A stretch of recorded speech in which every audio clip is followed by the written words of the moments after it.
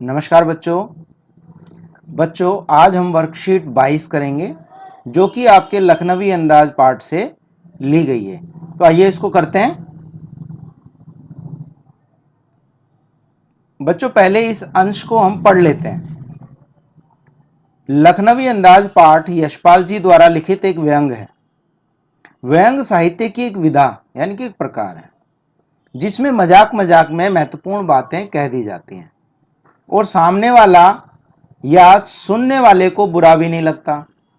प्रस्तुत व्यंग पाठ में पतनशील सामंती समाज पूंजीपति वर्ग पर कटाक्ष करते हुए लेखक ने कहा है कि यह वर्ग वास्तविकता से बेखबर एक बनावटी जीवन शैली का आदी है। लेखक ने इसे परजीवी संस्कृति कहा है। इस पाठ में लेखक ने लखनऊ के एक नवाब की दिखावटी जिंदगी का वर्णन किया है जो रेलगाड़ी में यात्रा करते हैं, समय बिताने और शौक के लिए खीरा खरीदते हैं और सामने बैठे लेखक से खीरा खाने के लिए पूछते हैं। लेखक के मना करने पर उस खीरे को धोते हैं, पोंछते हैं, करीने से काटते हैं, फिर जीरा मिला नमक और मिर्च छिड़कते हैं और पुनः लेखक से लेने का आग्रह करते हैं। लेखक पहले इंकार किए जाने के संकोचवश मुंह में पानी आने के बावजूद भी दोबारा मना करते हैं। नवाब साहब खीरे के एक एक फांक को उठाकर मुंह के पास ले जाते, नाक से सूंघते और खिड़की से बाहर फेंक देते हैं। ये तो गद्यांश दिया हुआ है। अब इस गद्यांश से संबंधित आपसे 4 प्रश्न नीचे पूछे गए हैं। इसमें पहला प्रश्न क्या है, व्यंग किसे कहते हैं और इसकी क्या विशेषता होती है।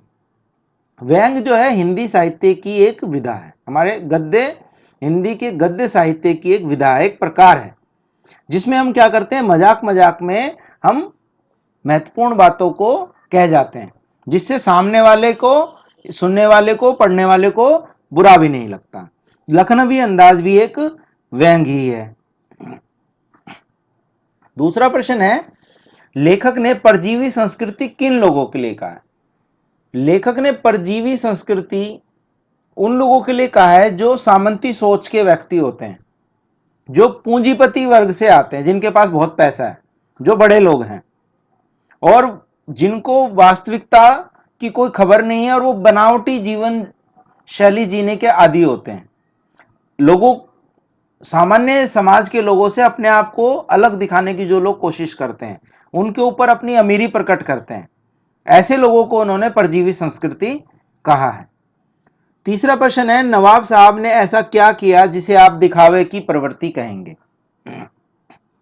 जैसा कि इस व्यंग में है कि नवाब साहब और लेखक जो है एक ही रेलगाड़ी के डिब्बे में बैठे हुए हैं, साथ सफर कर रहे हैं। पहले तो दोनों आपस में वो बातचीत करने का उत्साह नहीं दिखाते नवाब साहब, फिर वो जो खीरा उन्होंने खरीदा हुआ था उसको वो धोते हैं, पोंछते हैं, करीने से काटते हैं, उस पर नमक मिर्च का जो मसाला उसको छिड़कते हैं और फिर उसको लेखक से लेने के लिए आग्रह करते हैं। और जब लेखक उसको लेने से मना कर देता है तो उनके अंदर की नवाबी सोच, सामंती सोच जो है वो जाग जाती है और वो अपनी अमीरी का दिखावा करने के लिए, उसका ढोंग करने के लिए उसको खाने की बजाय क्या करते हैं, उसको सूंघते हैं और खिड़की से बाहर फेंक देते हैं।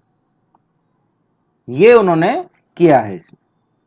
चौथा प्रश्न है, ये एक गतिविधि है, जीवन में दिखावापन की मानसिकता का कोई एक उदाहरण देते हुए अपने अनुभव लिखिए। इसमें आपको लिखना है कि आपके सामने किसी व्यक्ति ने दिखावा करने के लिए कोई काम किया हो, तो वो सोचकर आपके जीवन में कभी ऐसा हुआ होगा, आपके किसी मित्र ने या आपके किसी सगे संबंधी ने या किसी अन्य व्यक्ति ने आपके सामने दिखावा करने के लिए ही कोई कार्य किया हो, ऐसा कोई अनुभव आपके साथ हुआ हो, तो उसको आपको इसमें लिखना है। तो बच्चों ये थी आपकी वर्कशीट 22। उम्मीद करता हूं आपको समझ आई होगी और आप इसके प्रश्नों के उत्तर दे सकेंगे। धन्यवाद।